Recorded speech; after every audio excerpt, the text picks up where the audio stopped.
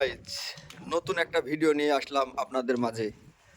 আচ্ছা, ছাদে আপনারা কিভাবে সুরক্ষিত রাখবেন? এই যে হোয়াইট টালিগুলো আগে লাগাতে হবে, লাগানোর পরে আপনার ছাদের তলা প্রচুর ঠান্ডা থাকবে, প্লাস আপনার টিকসই হবে এবং খুব ভালো থাকবে ছাদটা।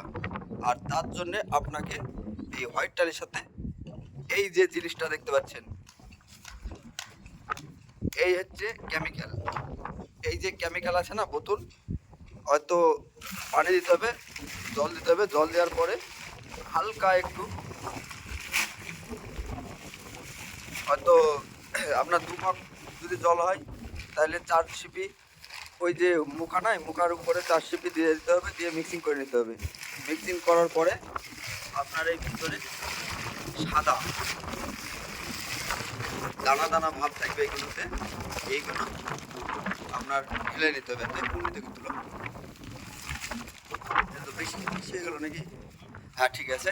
এবার এইগুলো দিতে হবে, দেওয়ার পরে মিক্সিং করে নিতে হবে। খুব যেরকম ভাবে পয়েন্টিংটা মারা হয় সেই অনুযায়ী মিক্সিংটা করে নিতে হবে। করে নেওয়ার পরে তারপরে এই ফিলিং করতে হবে এই গ্যাপগুলো, তবে ছাদটা খুব সুন্দর থাকবে এবং খুব ঠান্ডা থাকবে। আর এই টালিগুলোর থিকনেস আপনাদেরকে দেখাচ্ছি। আর এইগুলো সুন্দরভাবে মিক্সিং করে যেরকমভাবে মারা প্রয়োজন, যেভাবে ঢুকবে গ্যাপে সেইভাবে মিক্সিং করতে হবে, করে মারতে হবে। তবে সুন্দর ছাদ সুরক্ষিত থাকবে এবং খুব ভালো লাগবে ছাদ, এবং ছাদের তলাটা খুব সুন্দর ঠান্ডা থাকবে। এই হচ্ছে বিষয়।